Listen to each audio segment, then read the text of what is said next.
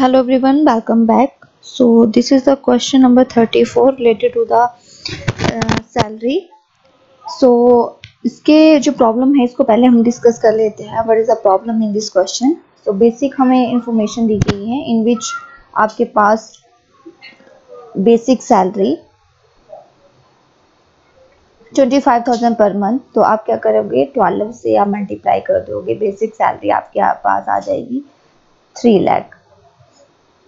After that आपके पास DNS allowances है 5,000 per month, लेकिन 3,000 एंटर्ड इनटू पे ऑफ रिटायरमेंट. तो 5,000 पर मंथ है तो 5,000 मल्टीप्लाई बाय 12, बाकी 3,000 रिटायरमेंट बेनिफिट के लिए एंटर्ड हैं, तो आपके पास 60,000 हो जाएगा. बोनस आपके पास यही रहेगा. Salary in lieu of past accumulated leave 15,000. तो salary in lieu of leave के आधार पे जो सैलरी मिल रही है आपकी 15,000. एंटरटेनमेंट अलाउंसेस आपको 15,000 पर मंथ है. सो एंटरटेनमेंट अलाउंसेस 1500 है, 1500 मल्टीप्लाई बाई आप क्या कर दोगे 12. दैट्स मीन आपके पास ये 18,000 एंटरटेनमेंट अलाउंसेस आ जाएंगे. और उसके बाद हम बात करते हैं क्लब बिल के बारे में. एंड इसमें जो आपके पास क्लब बिल दिया गया है वो नीचे है 7200. तो ये पूरा का पूरा अमाउंट इसका टैक्सेबल रहेगा. तो 7200 आपके पास क्लब बिल आ जाएगा. एंड यहाँ पे जो एम्प्लॉयर कंट्रीब्यूशन है रिकॉग्नाइज प्रोविडेंट फंड में वो 13% है एम्प्लॉयर एम्प्लॉई का. तो आप सब जानते हैं कि जो एग्जम्प्टेड रहता है वो 12% रहता है. तो हम कैसे निकालेंगे उसको आगे मैं करती हूँ. सबसे पहले हम 13% ऑफ सैलरी निकालना है. सैलरी कितना है आपके पास, this is to 30% of salary.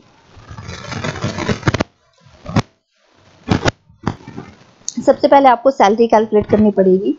So salary में आपके पास क्या रहेगा, बेसिक सैलरी 13% में आपके पास बेसिक सैलरी. तो बेसिक सैलरी आपके पास कितनी है 3 लाख.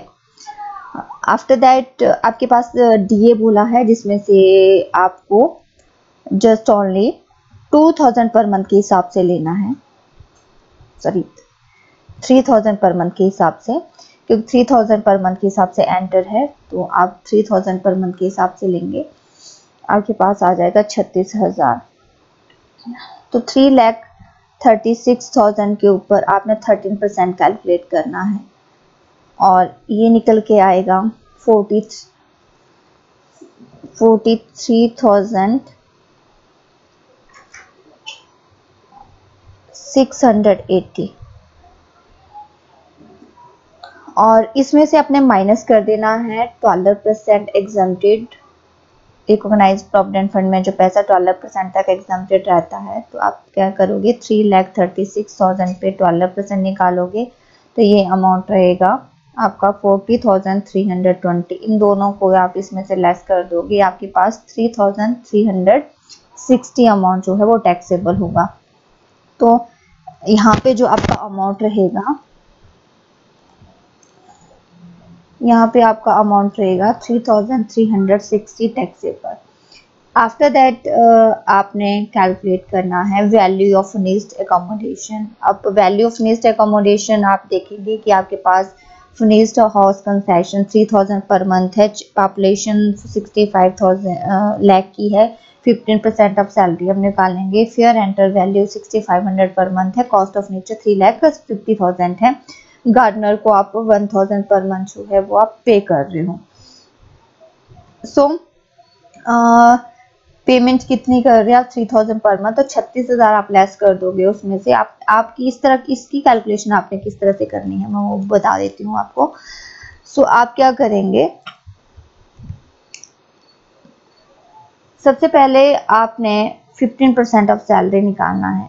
15% of salary. अब सैलरी में क्या क्या चीजें आनी है, एक तो आपके पास इसमें टैक्सेबल अमाउंट भी आप इंक्लूड करते हैं जो अलाउंसेस का है 3,36,000 आपके पास दिए आ जाएगा. उसके बाद आप बोनस इसमें ऐड करोगे. एंड आफ्टर दैट आपके पास एंटरटेनमेंट अलाउंसेस 20,000 बोनस का, एंटरटेनमेंट अलाउंसेस 18,000 आपने इसमें ऐड करना है. इसका आपने 15% निकालना है. जब आप इसका 15% निकालोगे तो आपके पास आ जाएगा अमाउंट 3,74,000 का 15%। तो ये अमाउंट आ जाएगा आपके पास 56,100। आफ्टर दैट आप क्या ऐड करते हो 10% ऑफ फर्नीचर। फर्नीचर का अमाउंट कितना है 3,50,000। तो 3,50,000 का आपने 10% इसमें ऐड करना है तो आपके पास आ जाएगा अमाउंट 35,000। एंड देन आपने 56,100 को भी प्लस करना है 35,000 में, तो आपके पास 91,100 प्लस हो जाएगा। आफ्टर दैट आपने कितना पेमेंट, रेंट का पेमेंट कर रहे हो आप खुद 3,000 पर मंथ, तो यानी कि आप 36,000 साल का दे रहे हैं। ये अमाउंट रेंट का आप लेस कर दोगे इसमें से जो आप पे कर रहे हो 36,000।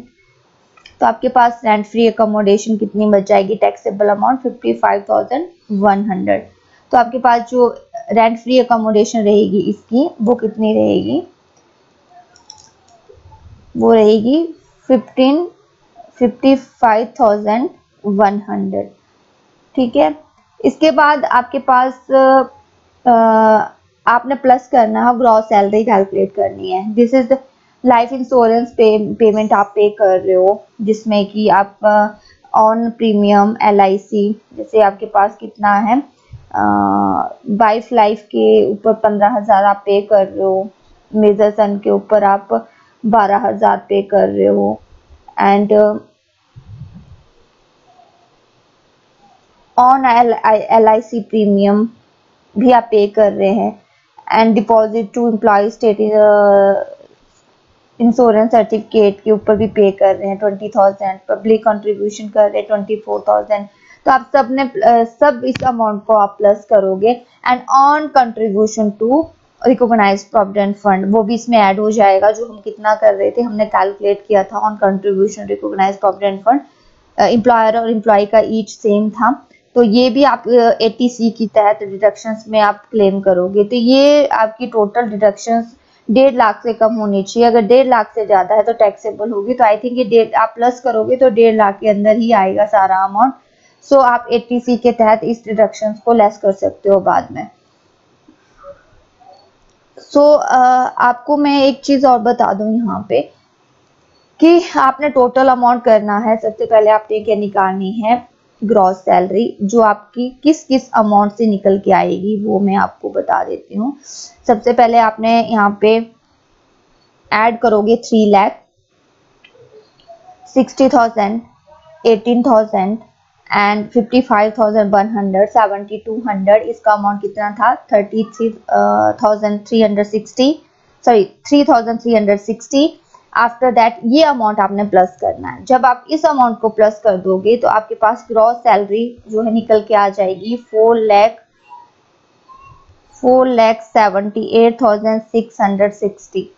आफ्टर दैट आपने क्या करना है, स्टैंडर्ड डिडक्शंस को लेस करना है। Standard deduction under section 16IA के तहत आप लेस करते हैं। 50,000 की स्टैंडर्ड डिडक्शंस आपने इसमें से लेस कर देनी है, एंड आफ्टर दैट आपको 4,28,660 अमाउंट जो है वो आपके पास रिमेनिंग बच जाएगा। इसके बाद आप 80C की डिडक्शन भी आप इसमें से लेस कर सकते हो। 80C की डिडक्शंस अंडर सेक्शन C के तहत आप इसको लेस करेंगे, 1.5 लाख तक होनी चाहिए, और टोटल अमाउंट जो है आपका कंट्रीब्यूशन का वो बनेगा 1,34,680। तो ये आपने 1,34,680 इसमें से लेस कर देना है, एंड जो रिमेनिंग अमाउंट आपके पास बचेगा, रिमेनिंग अमाउंट आपके पास यहाँ पे रहेगा 2,93,980। ठीक है, अगर आप 80C की डिडक्शन को लेस कर रहे हैं। अगर आपने सिर्फ स्टैंडर्ड डिडक्शन को लेस किया है तो आपके पास अमाउंट इतना ही रहेगा।